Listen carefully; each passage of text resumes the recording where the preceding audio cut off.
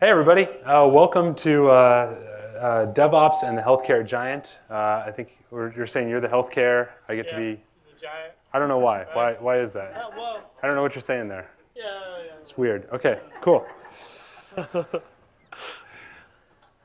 That's me. We couldn't figure that out. I'm Rinehart. I'm the Chief Security Architect at United Health Group.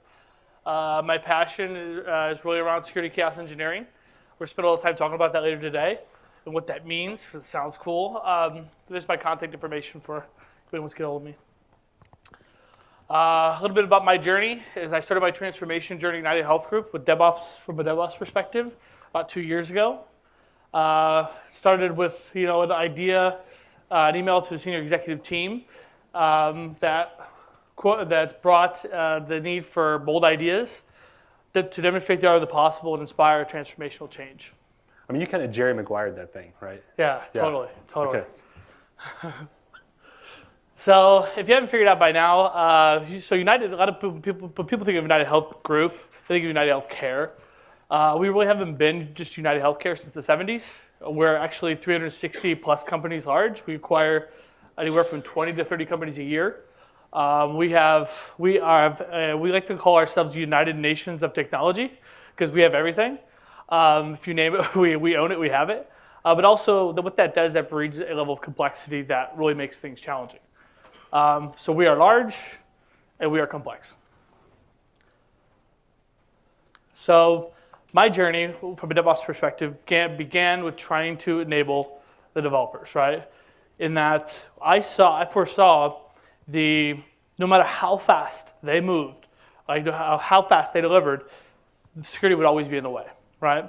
And I in my career, I've been tired of being that guy, right? Tired of having a finger pointed at me that I'm stopping someone from being successful. So what I chose to do is drive feedback loops into drive security as a functional quality. And in that pursuit, I wanted to build a better model. A better model was possible. And through that, we developed a strategy that drove automation and security into CI/CD. Gauntlt. Be mean to your code. That's right. That's how we met. That is how we met. So James has been instrumental and really, it was very instrumental as part of our desire for bold ideas. It wasn't just to automate the security tools capabilities that we had. We had to do something bold, right? We had to show not only the developer community, but also the security community where we sat in the value chain, right? That we could be a part of the value chain. Yeah. So here's some lessons learned from the transformation a few years ago, is that automation was important, but it was very easy to get distracted by it. We had a lot of success in our desire to simplify and to standardize what we did. And for those of you that are developers in the DevOps community out here, know that it's easier to code things that are simple and standard. Yep. Embrace failure as a friend. So not only were we successful it was not only our successes, but it was our failures really that drove change, is that through our failures, we experienced the failure of trying to automate things like Fortify, static code analysis, or dynamic code application security testing with Web Inspect. We determined that we were not able to upgrade because of our IT platforms were broken. But through that failure and being open about that failure on the security teams was a great way to share information and to collaborate. And I'm James Wickett. I work over at Signal Sciences. Yeah, we took funny pictures in the lobby here where we were just nervously getting ready for the slides, the presentation. So, and I work at Signal Sciences over there as the head of research. I am happy to be over there. We do defense for a lot of enterprises, but yeah, we're kind of on the vendor side. But we protect like web applications, APIs, microservices, kind of in the application security space. I help organize DevOps Days Austin, and I have some. If you have a lynda.com subscription, and you're like, oh, that guy was like, really funny, then you can go watch this like Lynda class. I think there's like 8 hours of content on Lynda, which is pretty crazy on that. But let me tell you my journey. So, first I came out of school and I was I was working at this web and e-com company. It's about $1 billion company. We were doing brutal on-call rotations. It's a big enterprise. We would do these deployments where it's like, okay, we're going to deploy, we're make a code change over the weekend, and it's going to take like, slotted to take a couple hours. But you knew like that was never a couple hours event. That was going to be 6 hours, 12 hours, and sometimes it's like 24-hour plus deployments. Everything is broken on Sunday morning. You're really questioning like, why did I do this with my life? Like, how did I decide to get to this point? And how could this be better? It's like, man, like, computers was not a good choice for life, right, at that point. And we were just doing like waterfall. But at that point, I some of my closest friends now, like we kind of all went through that same pressure together. Then for a little bit, I was like, okay, I can't handle that. So I went to a startup, and we were doing Amazon Cloud. I learned at that point a little bit about what actually makes me happy, about stuff, a lot about failure, because we didn't really make it. And then I was able to rejoin some of my old buddies that were doing kind of the brutal enterprise on-call thing in operations. And they were like, hey, let's launch some software as a service type things running in the cloud. And we're going to do this thing called DevOps. And I was working at National Instruments, and we were one of the first enterprise DevOps case studies back in the day, back then. And I was doing it with my buddies Ernest Muller and Karthik Gaikwad and some others. And we were doing like infrastructure as code. Dev and ops were all conjoined on the same team. We delivered 4 SaaS products in a little over, I think it was like almost 2 years' time. And the business was like pretty excited about it, and that went really well. And then I found this thing called rugged software, and John Willis was talking a little bit about it earlier today, but I was like, oh, there's some aspirational things we need to do security-wise. Like I realized back then that like we can't do everything the same way that we've been doing it. In fact, like all the time when I was buying stuff, for the team, I was like, okay, I just call it up vendors, like, do you have an API? If the answer is no, like we just hang up, right? And we did that for monitoring and for security and everything else that we could as we were building that original team back in 2010. But then later on, I was working on some Cucumber stuff, and I was like, oh, Gauntlt seems kind of cool, or like the idea of like doing some security testing that way. And I worked on this project Gauntlt, and then later I was able to join Signal Sciences, and we kind of really helped push a lot of the DevOps stuff as well. And I just kind of give you like my backstory, because like I really like security, and I've been a part of security, and I care about it. But I think security is in a crisis state. And I was really hoping that was going to get some laughs. So that's my funny slide. That's it. I think that's all we got. So that's I apologize. There's another plaza over there. It's a good talk going on. But I think a lot of security teams, they work in this worldview where they want to inhibit as much change as possible. Does that resonate with anybody? Yeah? Yes. Oh, sigh, right? And it's not just the business or other people inside of the teams that are feeling this. Security feels it itself, right?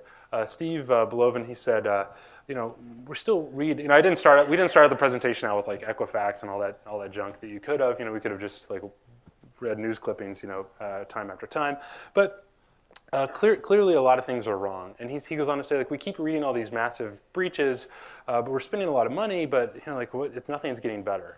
And he says, we're protecting the wrong things, and we're hurting productivity in the process. I really also like this quote is kind of like to help you think like, okay, is security in a crisis? I think we just like know it as in our souls as we are. But I think when I read this for the first time, I was like, man, this really bothers me. Security by risk assessment introduces a dangerous fallacy that structured inadequacy is almost as good as adequacy, and that underfunded security efforts plus risk management are about as good as properly funded security work. So what we're saying is like security could just do actuarial stuff and take out insurance policies for stuff and kind of like mitigate the risk that way and not have to like do engineering. And that sort of struck me, and I know Aaron feels the same way. So we kind of combined our journeys together, and then we're going to kind of go through 4 new ways that we think security can kind of go forward together.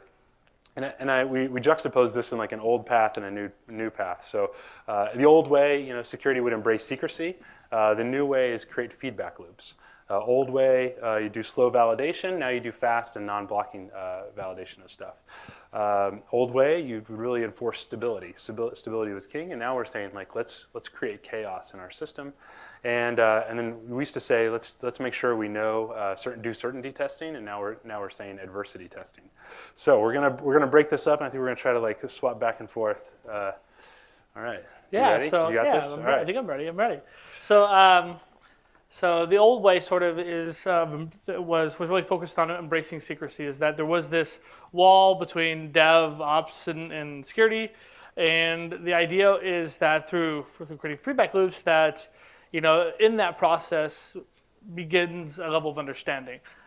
In that, if by tightening the feedback loops and shifting them left, it creates a means by which to communicate around why security is important, right? And how security can actually become part of the value chain. So I often feel like this is how security is seen from the development community, is that we're just right there waiting to knock you down when you're trying to stand up. So are you under attack? And how do you know that security controls are working as intended? So what I'm next going to talk about, oh yeah, we should switch that up actually. We rotated. We totally switched that up. Well, what I'm going to talk about in a second is the advent of the application of chaos engineering in the field of information security. And what we're going to talk about is how to ensure your security controls are working as intended. And that was a good prep. It was like you really, you sold that. I sold that? Yeah. I think people will hang in for the next part. Okay, good. I did that. I think now we're looking at like faster non-blocking stuff. So I really think about this in the terms of continuous delivery. So security has to say like we're not going to slow things down. We're going to do continuous testing and validation. Sometimes you'll take it and you'll test like in a sidecar setup on the side of the pipeline, so you're not necessarily blocking the whole thing, and maybe doing penetration testing outside of delivery, and kind of doing that in different sort of cadence than you would have done in it originally. So I mentioned I work at Signal Sciences. We came out of Etsy. Our founding team came out of Etsy. We built the tool there, and then now we kind of launched it as a startup here.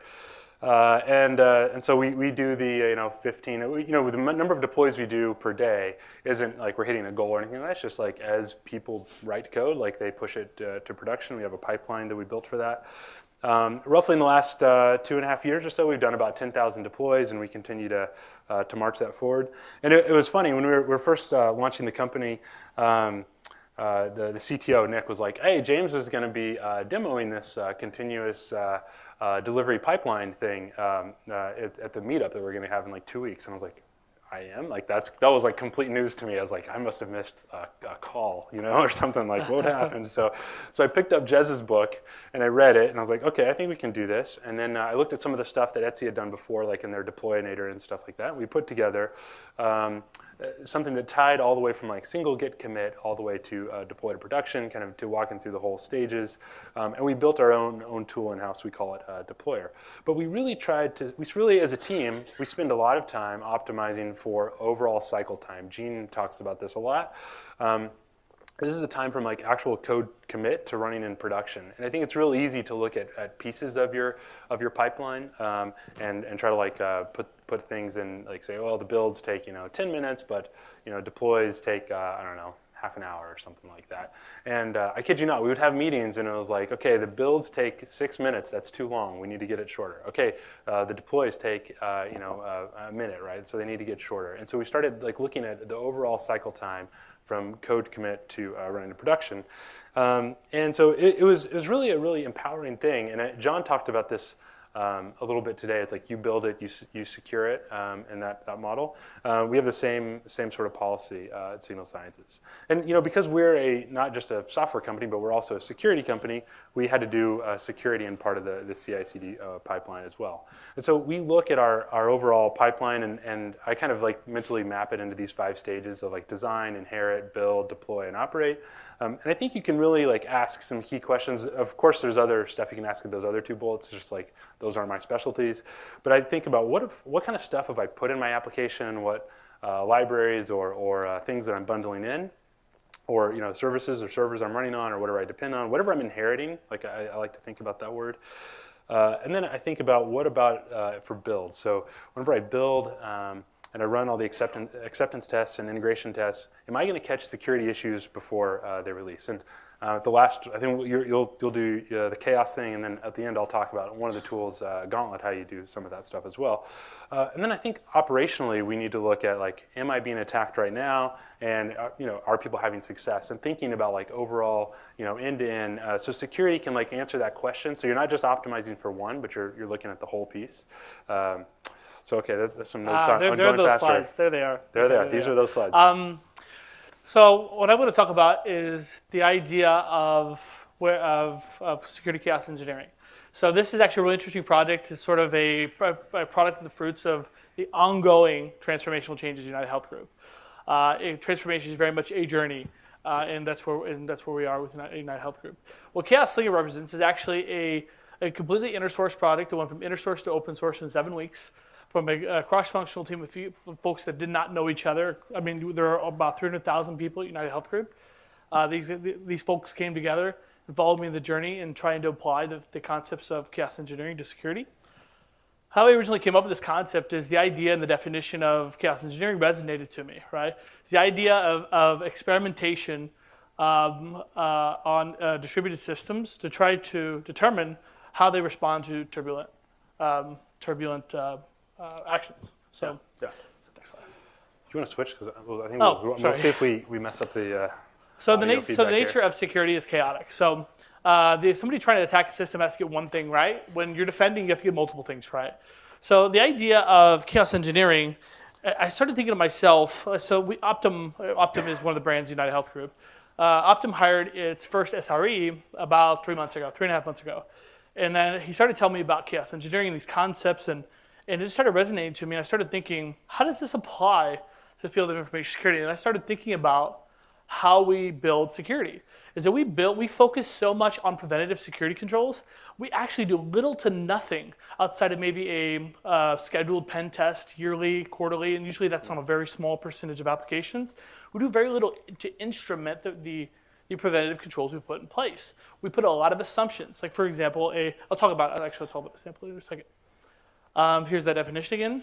The idea of experimentation on distributed systems to build confidence in the system's ability to withstand turbulent conditions. So in this new world, and there's been several talks throughout the conference thus far about chaos engineering, but it's important to remember that failure inherently exists. Humans, if you think about it, we are a culmination of our failures, and the things we build and design aren't much different, right? Is that we build failure in. So it's important to understand that if it ain't broke, don't fix it. That's old hat, right? I mean, if it ain't broke, you need to be trying harder because it is broken. There is failure.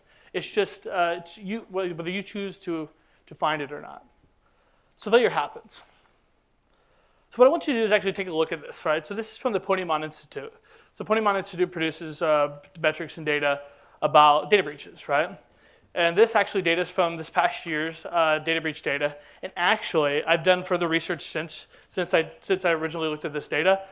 These numbers have not changed much, okay, over the past 10 years, okay? If you look at the part of the graph on the left, where 47% of all the data breaches are caused by malicious criminal attacks. This is the spy versus spy. This is the sexy stuff. This is what the security industry focuses on. Is they focus on the malicious attack, the nation state, the Chinese attackers attacking the federal government. But really, you look at the right-hand side of this picture, okay? Actually, 53% of data breaches are caused by human error and system glitches, right? So this is the space that we're interested in with security chaos engineering. So these are all the different kinds of places where failure occurs from a security perspective, right? From everything from poor testing practices to common misconfiguration, to drift, to the complexity of distributed systems, to dependency failures, to all kinds of places. So hope it's not a strategy, right? What ends up happening is that throughout my career, what I found is that many organizations don't realize their security controls didn't work until it didn't work. And what is that time? It's an incident. Security incidents are not detective measures. It is too late. We have to be more proactive. We have to instrument. We have to determine and identify and dig at our own failures, because it exists. So in this new world of security chaos engineering, another key concept, and I think this will resonate across all domains in IT, from IT engineering, is the concepts of anti-fragility. And the idea of building systems that get stronger by recognizing their own failures. So there's the release of Chaos Slinger. We just actually released the tool, like I said, in 7 weeks. Actually, what's kind of funny about the release in this tweet, so this original tweet, when we released the tool, so this is the first open source project for all of United Health Group, right? So it was a very big transformational moment. But at the same time, actually, when I did this tweet on the Monday, I did it on a Friday. On the Monday morning, I got a call from the marketing office, the Optum brand office, saying, "What is this GitHub-y thing?" Right? Because you are trending number 2 for the entire brand, right? And it was a transformational sort of discussion in that, the marketing office, the business saw the value of open source, right? And that was a big moment for me. So I always knew you would be trending. Huh? I always knew you would be trending. Thank you. Yeah. Okay. Nice. So the last one we'll talk about is adversity testing, and then maybe we'll have some time for some questions. But the idea behind adversity testing is that idea that, hey, we want to take our code, but we actually want to be mean to it. And we also wanted to create some place that had something that was like operations and security could also join together. I mean, we see this big chasm where you have 100 to 10 to 1, developers to operations to security, but those groups needed a way to actually combine together to be able to speak the same language, which they weren't. So Gauntlt, that's what we started. It was born out of the idea let's do security inside of a DevOps transformation inside of a large enterprise. And the very great graphics are you runs all these attack tools. Did you see that? That's pretty much it. Okay, but it's open source licensed. It has a bunch of pre-canned hooks for it, but it runs a lot of times inside of your CI/CD pipeline, which is helpful. Is just there's another one of those components that you can think about putting in there. It reads like plain English, which is how you kind of have the crossover between developers and operations and security. So you can say in plain language, hey, I'm going to look for cross-site scripting using Arachne against this URL, and then you set up a scenario and you say, okay, on localhost on this certain port, I'm going to have that test, and you can run this inside of Jenkins or Travis or whatever. And then you have your given conditions, and then you say, but when I run it, I want it to run these checks, and then the output should say 0 issues were detected. And this one's kind of a simple Arachne, but anybody who's ever used it and tried to put in login parameters, it's kind of all the security domain knowledge. How to run these tools, it's sort of locked into the security group. So a developer could read this and say, well, I don't know what that line does. I don't even know what Arachne is, but I get the last bit. It shouldn't find any problems. And if I get those problems, we now are able to have conversations about that. So you can find more on that at gauntlt.org. I was pumped in the Agile Application Security book. There's a section on Gauntlt in the book, so I took a quote out of there. But they nailed it pretty right for the thought of how we can put these sort of tests and these tooling inside of our pipelines. And then every time your code goes out, it gets tested. We do that at Signal Sciences. Every time our code goes, we sidecar a Docker container and run the Gauntlt tests, and we make sure we haven't introduced any flaws. We built it because security tools are hard to use, they're difficult. I kind of mentioned the collaboration aspect as well. If you're interested in more, there's a demo environment. We also have a starter kit. And here's the demo running in Jenkins or in Travis CI. And like I said, a lot of people use it in Docker containers because that's a real easy way to kind of suck that into your workload. And I did a thing with Matt Johansson, Matt J on Twitter, where we did kind of a workshop with 8 labs on how to do it. We did this at South by Southwest a couple years ago for developers, and we had a test for cross-site scripting, SQL injection, and all other types of stuff. So. All right, so that's kind of our talk. These are some of the things we've learned, and these are some of the tools we put in place. I don't know. We have about 5 minutes or so. We could have some questions if people are interested. Yeah, I noticed I really didn't cover how security chaos engineering works. Yeah, we sort of like, we're trying to cram a lot of stuff in If there. anybody's interested in how the methodology and from a programming perspective, how you use it, I mean, it's on GitHub, or you can just Google chaos slinger and you'll find it. But questions? Yeah.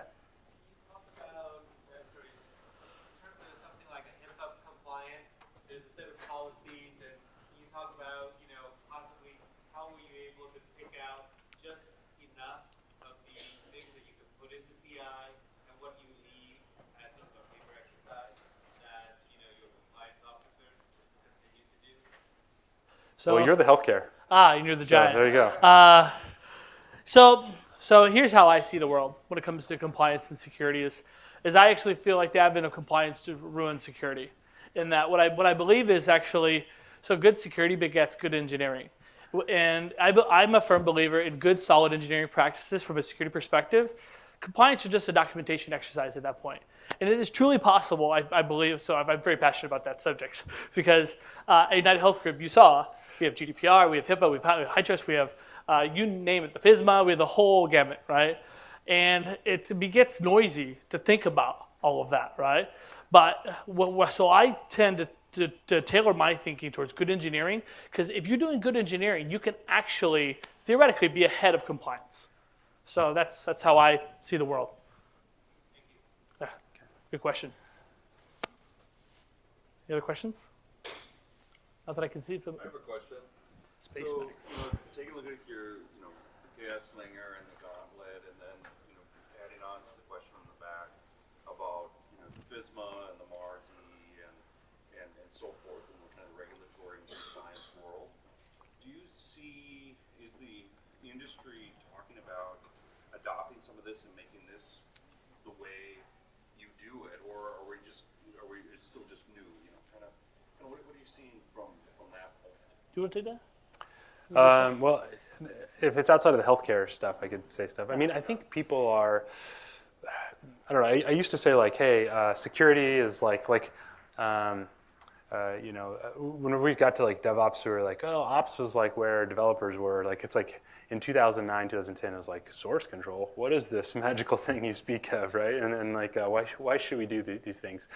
I feel like, security is kind of like a laggard behind operations, and I've been seeing that for like, I used to say 5 years, now it's like 6 years, 7 years, but we keep expanding it. But I do see a lot of like positive growth in security right now. I see in security conferences, there's a lot of like DevOps tracks, there's a lot more DevOps talks, there's DevSecOps conferences, there's the RSA conference has like a DevOps style track. So I wouldn't say it's like mainstream in security yet. It's not like everybody at Black Hat is like filling the room to like talk about DevOps, like by no means, but I do think people are becoming a lot more interested in it, and we see pockets of instrumentation. I think the chaos stuff has been really good. The work that Netflix has done has done some great stuff. Riot Games has done some good cultural stuff. Capital One. Yeah, Capital One has done some. Sorry, Topo. Sorry. My mind's not great. So, anyways, but I think it's coming, but I think we're still like a little ways off. But until we have like more saturation, I mean, I think still DevOps is still kind of gaining traction, right? So. Well, what I like about it is I felt like DevOps was bringing engineering back to security.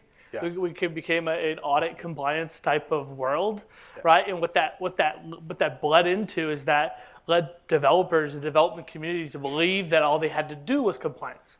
Well, the security was founded out of an engineering problem, right? And then compliance was a way to get people to actually do it. Yeah. Right. So. Yeah, the book I recommended, The Tangled Web, and I had that quote about like do actuarial science and stuff instead of like engineering. It's a book on browser security, but the first chapter is like totally worth it because it walks you through like the 50s and the 60s and the 70s. It's like security like used to be like doing real engineering work and doing crypto and all this stuff, and then like somewhere in the 90s we're like buying insurance policies like crazy people, right? And like, and the book's, I mean, it's worded more eloquently than that, but I was like, what happened? Like, how did we make that shift? And so it's a real curious thing, like how security kind of like compliance kind of became the reason to do something, not the assertion that you did the thing. I mean, like, which is what's the original goal. That's what policymakers expect it to be. They're like, oh, you're just doing the right thing. We're just checking. But now it's like, no. That's we budget towards that, right? There's a mind shift that happened in our industry. Yeah. Which is weird. Yeah. Yeah. Definitely. it's good to see it come back. So, Yeah. All right, cool. All right, hey, thanks everybody. thanks. Thank you.